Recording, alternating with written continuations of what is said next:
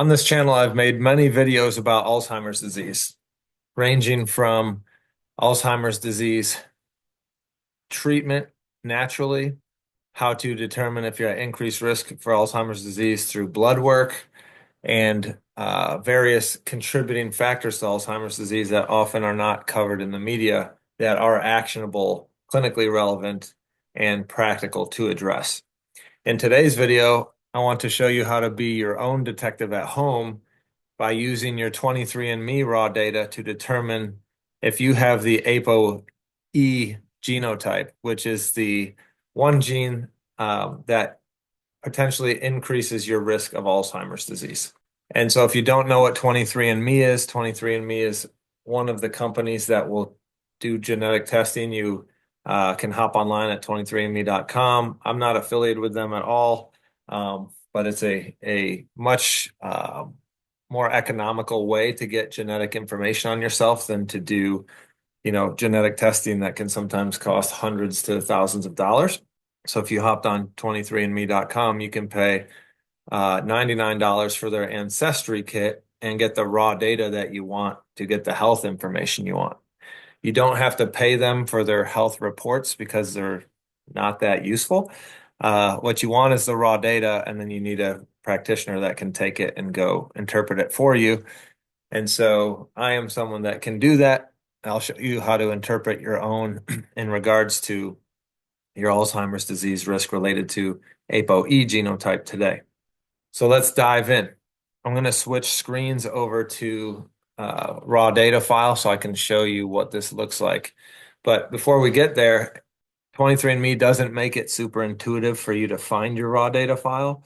So if you once you collect your test, what you want to do is wait for them to tell you that your results are ready. Again, just buy the cheapest test because we don't care about their health reports. They're not very useful. So just buy the ancestry one. It gives you your raw data, and that's all you need. Once your results are ready, you would go inside your own account, and there's a resources button, and you would click that, and then you scroll down and you pick sort through my raw data or download my raw data file, and you'll download a .txt file to your computer, and that's what you need. So let's go look at one. All right, so here we are on 23andme.com's front-facing website as it is in May 2025. So again, here's where you could go and order the test. Again, you don't need to do the extra money for the health test. All you need to do what we're doing today is the $99 ancestry kit. And sometimes they're on sale for $79 around, Valentine's Day or other holidays. So you would order the kit, they send it to you, you spit your saliva in a tube, you send it off in about a month, you've got your info. Once they tell you your results are ready, you would sign in to your account and again go to that resources tab and look for the download raw data or sort through raw data button and download that .txt file. So once you do that, it'll look like this. Let's go to the text file. Once you download your raw data file, it will look like this right here, which is this text file here. This is the .txt file, and you have all this information that looks foreign, and it, is a truly is a foreign language if you don't deal with genetic with genes and things like that. But this is what you need. Now over here on the right-hand side, this is a document that I created so that I can, interpret this for people, but you could do this just as easily. And so another website you want to know is snippedia.com. So that's let me type that out for everybody. So that is www.snp.com. Okay, so you would go to this website. You could enter different SNPs and read about them more. And so when you read about them, if you're on Snippedia and you search for these Alzheimer's related SNPs, then you'll get text information like all this here. And this is just this chart blown up larger. So again, snippedia.com is where you'll need to go to enter your raw data to figure out what is your specific ApoE genotype. All right, so lots of foreign things, but the analyticals out there will love this. or people who don't want to spend hundreds to thousands on genetic testing to figure it out. By the way, I spoke with a lady today who said that she called 23andMe to ask what her ApoE gene was, and 23andMe said they'd let her know for an extra $169. And I told her, don't waste that money. You can do this. And then she said they got back to her later and said they'd let her know for $69. And so don't pay them any extra money because that's just kind of shady. They're lowering their price to get her to pay. So here we go. Two alleles are important that we want to look for in your raw data file. So you would pull up your raw data file, and the alleles are right here. I'll zoom in for us. So the alleles that we want to search in your raw data file are going to be right here and right here. So the first one we'll search for in this example here, you're going to go to the File button, and you're going to, or excuse me, the Edit button, and find in your .txt file. And I have preloaded this RS7412, but if it wasn't preloaded, you can just type it in. So let's do the first one first. We'll do RS429358. Hit enter, and that'll search your whole genetic data for it. And when it finds it, okay, when it finds it, like it is right here, let me get my pen. Now everything's in the way, I think. But here it is right here. So what you searched for is highlighted, right? And the information you need is this guy right here. So you're going to come over and you want to see the two letters to the right of it. So this file is a C and a T. So we know for your RS429358 allele, you have a C and you have a T. What the heck does that mean? Well, the gene is you get one gene from mom and one gene from dad. So mom or dad gave this person a C and the other parent gave this person a T. So when we have let me type this out here. So RS429358 equals CT for this person. And then RS7412, let's search the second one. 7412, boom. So you'll search it. And here it is down here. Okay, so the answer comes up, and this person has a CC. So then we go back over here, and we type CC. And now we've got the information we need from the raw data to be able to figure out what is this person's ApoE genotype. And so there's multiple possibilities because you get one copy from mom, one copy from dad, right? So it could be E22, E23. Sorry for the bad handwriting. E33, E24, E34. Oh my gosh, I'm sorry. That's terrible. I don't have my digital pen today, if you can't tell. E34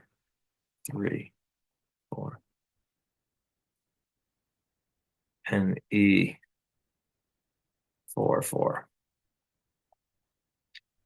And you have E1s as well, but E1s are more rare. So E22 in the literature is shown to be protective. So E22 is helpful or reduces risk of Alzheimer's. E33 is the most common in the population. This is neutral. And then E44 is the greatest risk. So that one increases your risk up to 11 times of Alzheimer's. So how do we figure out what this person's is? So again, we looked at their genotype and we saw that their RS429358 was a CT. So having a C is connected to an E1. Okay, so up here we could say because they're a CT, the C makes them an E1, and then the T gives them the possibility of E2 or E3. Okay. Then the RS 7412, they were a CC. So that means whether they're a C either way, they got two C's. So they're either an E3 or E4.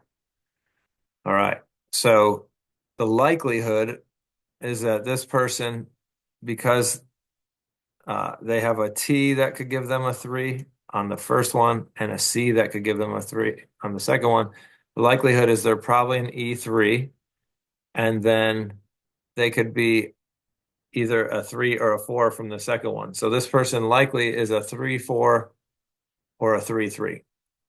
So most common is 3-3. Worst case scenario, they're 3-4. Okay, so let's zoom out a little bit here. All right, if you look at this table now, zoom in.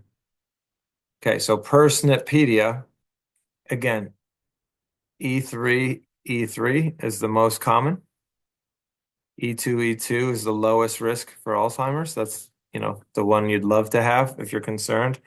E3, E4 is what this person could be, or at worst, or E3, E3 at best. So at best, they're likely the most common person. At worst, they're E3, E4. The good news is they're not E4, E4. E4, E4, again, increases Alzheimer's disease risk up to 11 times. E3, E4 increases risk up to 2 times, 2 to 3 times. So this person with the E3-4 is 2 to 3 times more susceptible to Alzheimer's disease. But what you need to understand is you're not damned to Alzheimer's disease just because you have the genes. It's a genetic risk. Just like if this person turned out to have an ApoE44, they have an 11 times increased risk of Alzheimer's, but they're not damned to it. There are people with E4, E4 that never develop Alzheimer's. So again, you're not damned to it.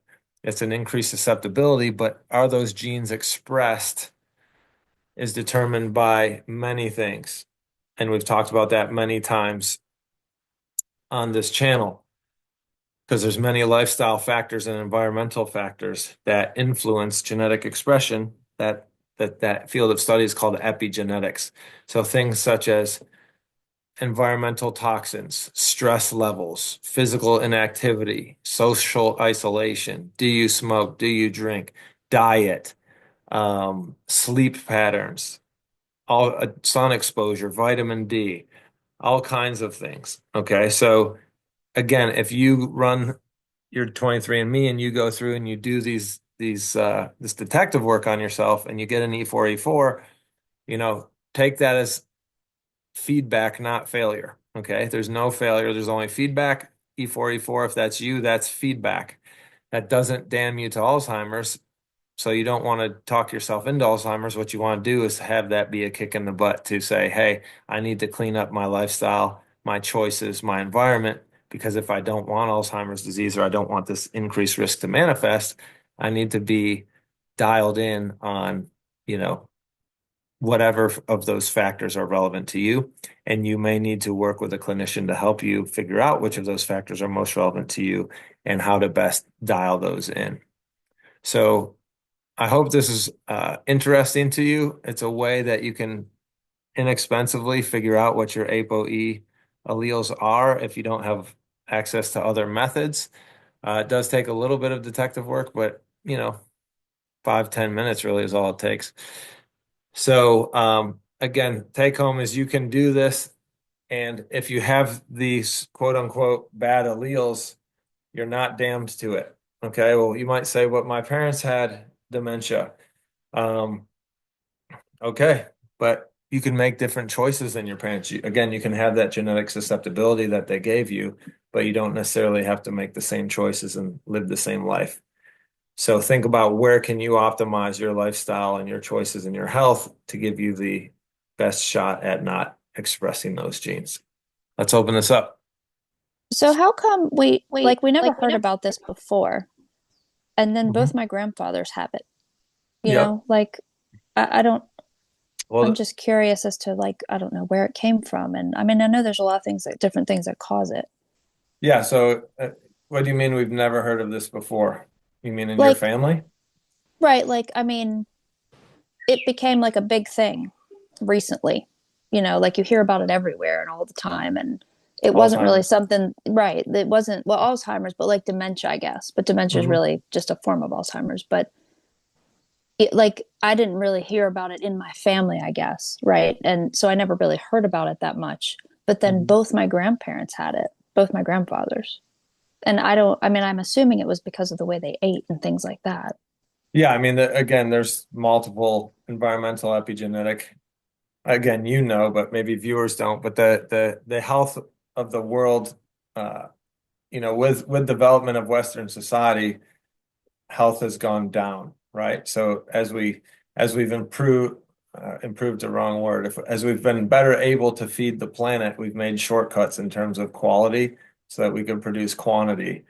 In order to house the planet, we've changed our sun exposure, our fresh air, our exercise. Like all our lifestyles have changed so much and so drastically in the last 150 years that our genes haven't been able to keep up. So we're basically hunter-gatherers, who have gone to the future and haven't had enough time to realize where we are.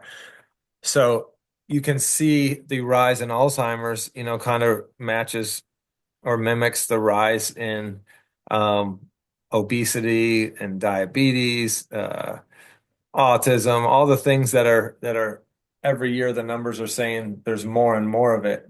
That's not genetic. The first thing you should think is, well, that's not genetic. Because have our genes changed in a year? No. 10 Right. years? No. 100 years? No. 1,000 years? No. So it's got to be something outside our genes. And so then, like you said, well, I think maybe it's how they ate. Well, yeah, that's one factor that's commonly involved. Um, you know, both my both my grandparents on my dad's side had neurodegenerative disease. That my grandpa was Parkinson's, my grandma was dementia, and so grandma was obese and in a wheelchair, and couldn't remember our names, but would ask my mom for more ice cream. And grandpa was in World War II, prisoner of war, had PTSD for decades before PTSD was even a diagnosis. Um, so there's lots of different factors that could be at play there. Yeah. My grandfather he was a milkman, so he didn't sleep much. Like he would get up at 2 o'clock in the morning and go pick up milk at the farms. Yeah. And he ate a ton of processed meat. Like that's all they ate. Hmm. So I just look at that kind of stuff and wonder if that's, I mean, I'm sure it contributed some, Yeah. but Yeah. Well, what are we eating now? Processed meat, by and large, right? It's yeah, cows fed in Kansas, corn, soy, stuff they shouldn't be eating. That makes that cow inflamed. That cow's heart disease and cancer, if they let it live long enough, maybe it would have cow dementia, who knows? And you slaughter that and you go eat it, what are you getting from it? Inflammation and protein, So there's the saying, you are what you eat, but you are what you eat eats too, right? So that's the question of, is red meat bad? No. Red meat that isn't eating what God intended it to eat is bad and unhealthy. So if we eat that, we'll be unhealthy. A cow that eats grass like it's supposed to is an omega-3 weighted cow.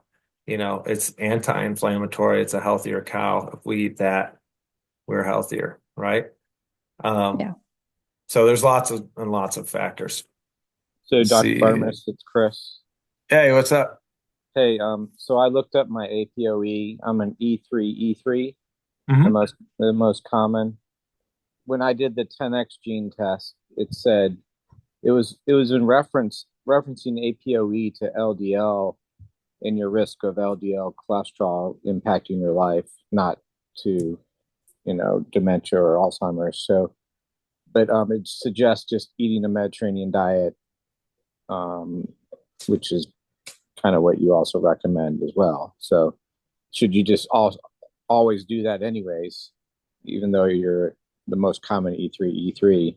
Yeah, so kind of the question behind the question there, and thank you for the question, Chris.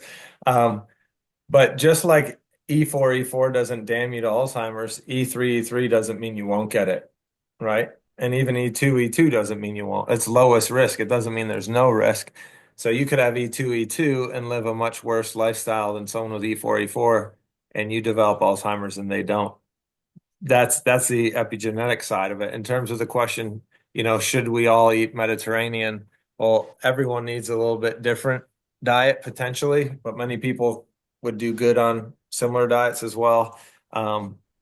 My chapter 9 in my book is there's no perfect diet, right? So in general, though, would America and Western societies be much healthier on a Mediterranean diet? Yes. A paleo diet? Yes.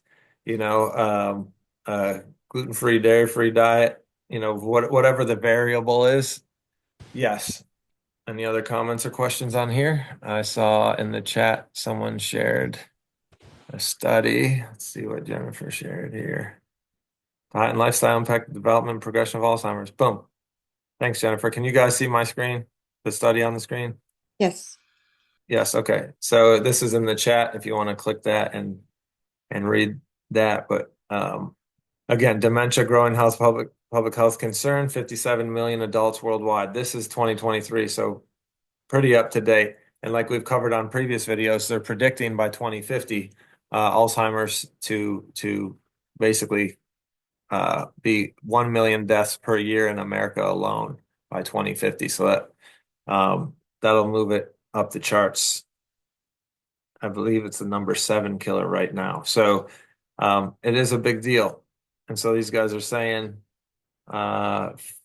foods predominant in Mediterranean, mind dash diets. So there you are, Chris. There's 3 different diets.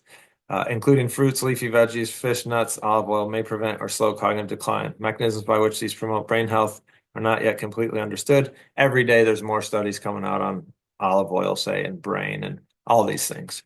Other dietary approaches and regimes, including keto and intermittent fasting, are also emerging.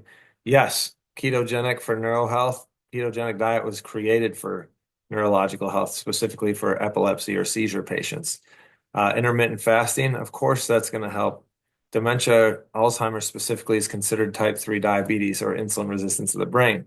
So if you're improving insulin sensitivity, you're improving brain health and reducing Alzheimer's risk or dementia risk. So again, Chris and everyone, here's 5 different dietary strategies that can be beneficial. Which one is right depends on who's the person in front of me, right? But there's plenty of options.